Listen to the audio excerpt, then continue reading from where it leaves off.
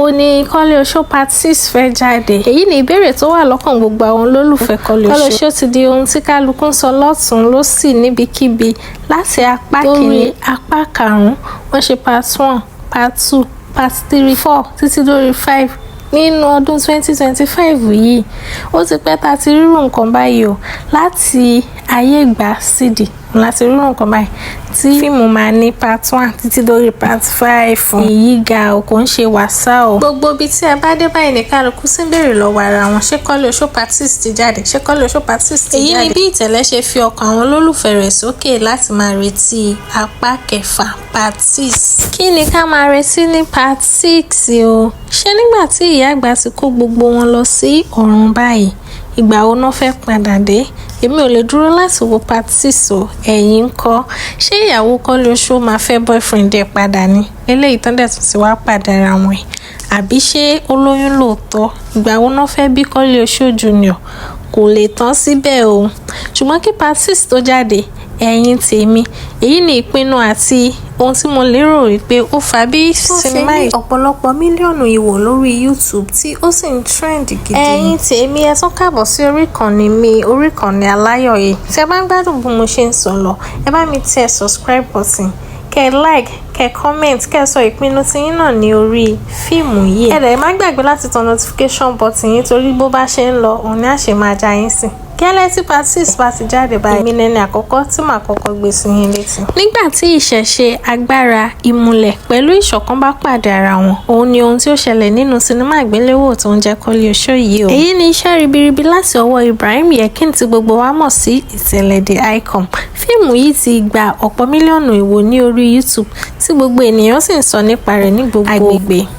Gbogbo àwọn tí ó kópa nínú fíìmù yìí láì yọ ẹnìkankan sílẹ̀ ni wọ́n ṣe gudugudu méje yàyà mẹ́fà. Ṣé ti Koleosho la fẹ́ sọ ni àbí bàbá Koleosho, Ẹfun àti Oṣóbọ́lá? Ẹ wò, kò sí ẹnìkankan tí ò kó ipa rẹ̀ ní dáadáa nínú sinimá yìí. Àwọn ọ̀rẹ́ Koleosho ni o, àwọn ọ̀rẹ́ Ẹfun ni o, àbí táwọn ọmọọṣẹ́ Oṣóbọ́lá. Ẹ wò, tó fi mọ́ gbogbo ènìyàn tí wọ́n ṣò nínú sinimá yìí, kò sí ẹni tí ò kó ipa rẹ̀ dáadáa. Kódà wọ́n ti jẹ́ ká gbàgbé gan pé fíìmù làwọn. Oògùn náà máa fi ń tákà nílé àwọn Koleosho. Bàbá Oṣógbèmí a máa ní oògùn gùn. Gẹ́gẹ́ bí ẹ ṣe mọ̀ ń pé ọmọ mẹ́ta ni bàbá Oṣógbèmí bí, Koleosho fún ara rẹ̀, Oṣóbọ́lá àti Ẹfun. Ṣé ti Koleosho tí ó ń fàdá gẹ̀rí gbogbo èèyàn káàkiri la fẹ́ sọ? Àbí ti Oṣóbọ́lá tó ń gbá àwọn ọkùnrin lójú tí ó sì gba gbogbo tọwọ́? Èyí tó bá fẹ́ kọ̀rọ̀ sí lẹ́nu, ó lè ní kó rìn wọ̀gbọ̀ lọ tàbí kó yà ń wèrè lẹ́sẹ̀kẹsẹ̀. Délé àwọn Koleosho torí pé kò ní ìdí kan mọ́ kọ ìyá rẹ̀ tí wọ́n fi ní ẹ̀yin tó láyé ẹ bá mi fọ́kọ ìyá rẹ̀ sí i.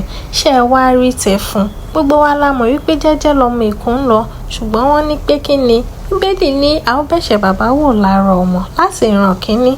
Gbogbo bí wọ́n ṣe máa ń hù ìwà wọ̀nyí náà, ọkàn wọn máa ń balẹ̀ torí pé kí ni oògùn tí wọ́n gbé dání ó dá wọn lójú tí wọ́n sì mọ̀ pé kò sí tẹ́nì kankan tí ó fi àwọn sí. Nǹkan tí mo tún rí nínú fíìmù yìí ni ìfẹ́ àti ìṣọ̀kan torí pé kí ni nílé Oṣó gbogbo wọn náà máa ń parapọ̀ tí wọ́n sì máa ń bá tí ẹnìkan bá ní ìdojúkọ gbogbo wọn parapọ̀ tí wọ́n sì jà tí wọ́n sì ja ìjà náà lájà yìí. Wọ́n kì í fẹ́ kí ìrà kó rin ẹnìkankan nínú ọmọ ilé Oṣó.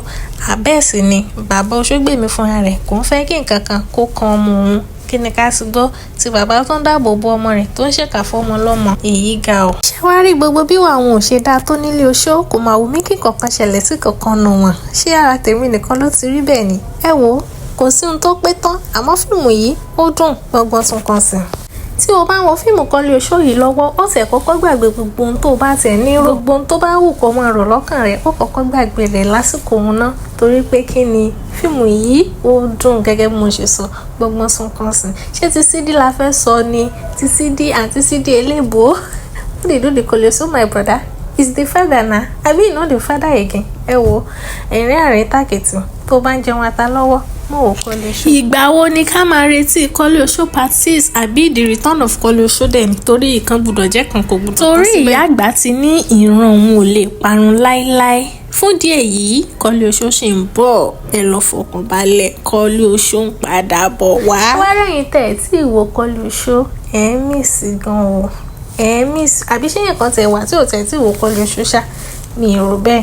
Fún díẹ̀ eléyìí ní apá ọ̀dọ̀ ti tèmi gẹ́gẹ́ bẹ́ẹ̀ ṣe mọ̀ aláyọ̀, èmi ò fún fíìmù yìí ní 9 1/10 lọ́dọ̀ tí yín báwo lẹ̀yin ṣe rí sí ẹ bá mi sọ̀rọ̀ lọ́ndà comment section kí ni ẹ̀yin máa rate fíìmù yìí láti 1/10 lọ́dọ̀ ti tèmi èmi fún ní 9/10 ẹ̀yin tèmi ẹ má gbàgbé bí mo ṣe sọ lẹ́ẹ̀kan pé ẹ like ẹ comment kẹ̀dẹ̀ bá mi share kí ni ìpinnu ti yín lórí fíìmù Koleosho yìí ẹ wò ó tún dìgbà kan náà tá a máa pàdé ó dàbọ̀.